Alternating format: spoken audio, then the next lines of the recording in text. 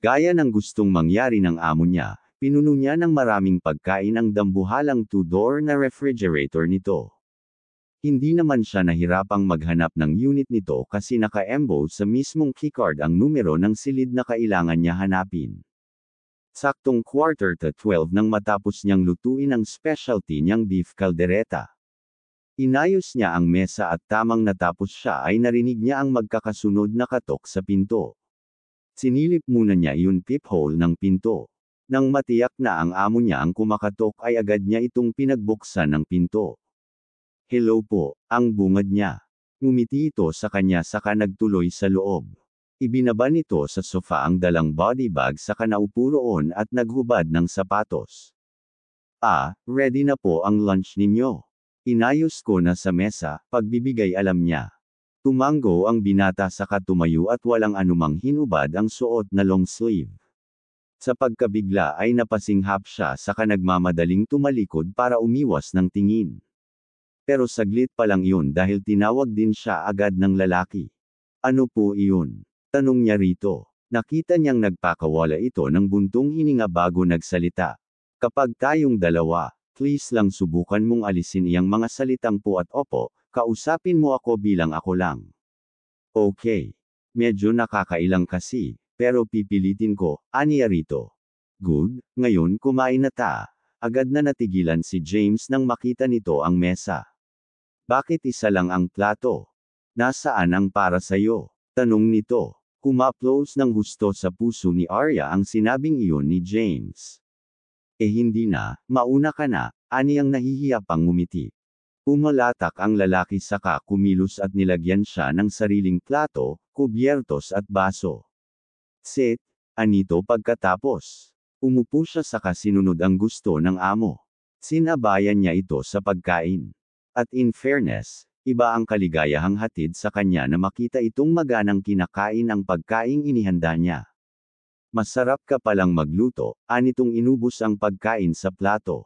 "Salamat," sagot niyang ngumiti. "Kung sakali bang gagawin kong 100,000 ang sweldo mo sa isang buwan, papayag kang maging stay-in dito." Si James na inabot ang baso ng tubig at uminom. Nabigla ang dalaga sa narinig. Ano? You heard me right? Kung papayag ka. Willing naman akong magbayad," anito. Matagal na tinitigan ni Arya ang amo saka pagkatapos ay nagsalita.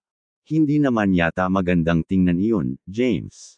Alam mo namang dalaga akong tao, at hindi magandang tingnan iyon para sa isang kagaya ko, hindi ba?" Paglilinaw niya. Ngumiti ang binata saka tumanggo-tango. "Sabagay, anito, anyway, maliligo na ako. Kapag may tumuwag pakisagot, sabihin mo nagpapahinga," bilin nito saka na siya iniwan. "Okay," aniyang sinimulang ligpitan ang mesa. Naghuhugas na siya ng plato nang marinig ang magkakasunod na pagtawag sa kanya ni James. Natigilan si Arya saka mabilis na kinabahan. Napakislat pa siya nang muli ay narinig ang boses ng lalaki.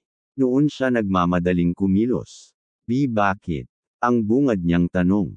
Agad na nanuyo ang lalamunan niya nang mapagmasdan ang mala-Adonis na pangangatawan ni James na nagre-reflect sa frosty glass wall ng banyo.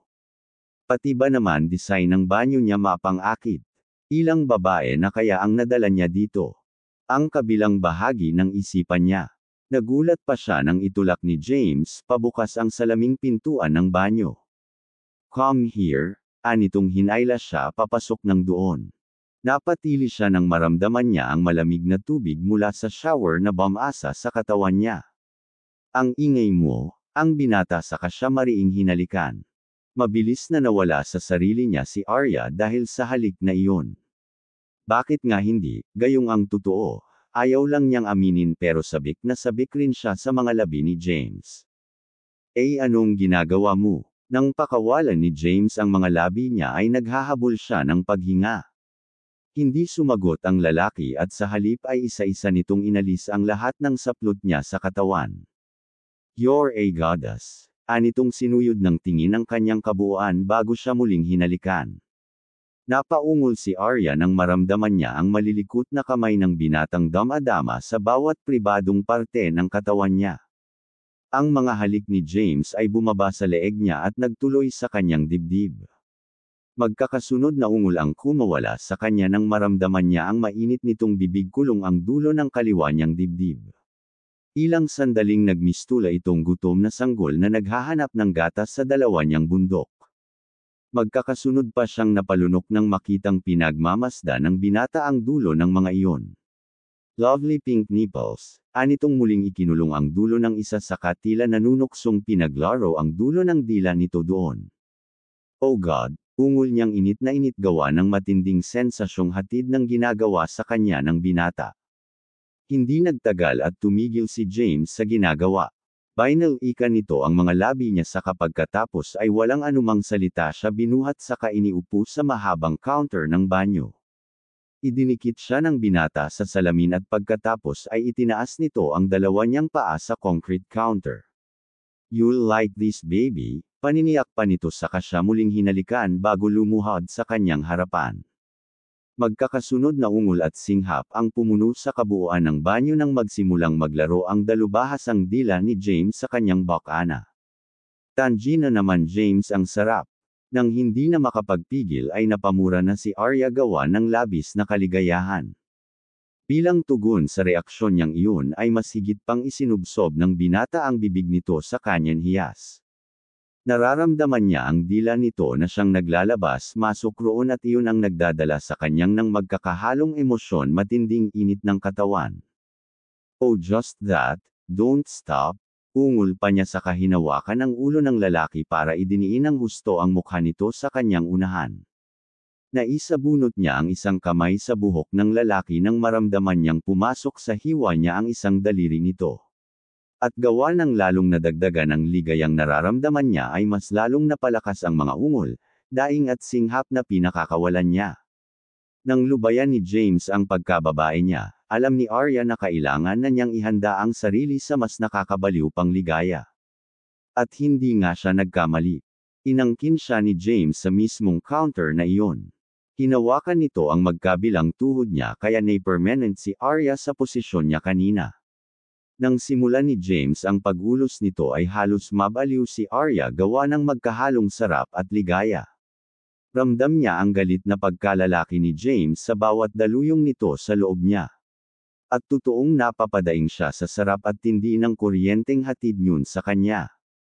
Harder, bilasan mo pa, oh God, hindi na niya maintindihan. Siya man ay nagugulat at nagtataka sa mga salitang lumalabas sa bibig niya kapag inaangkin siya ng binata. Hindi nagsalita si James at sa halip ay mas binilisan pa nga ang paglabas-masok sa bakana niya. Tell me, I'm good yeah. Si James sa pagitan ng magkakasunod na paghingal.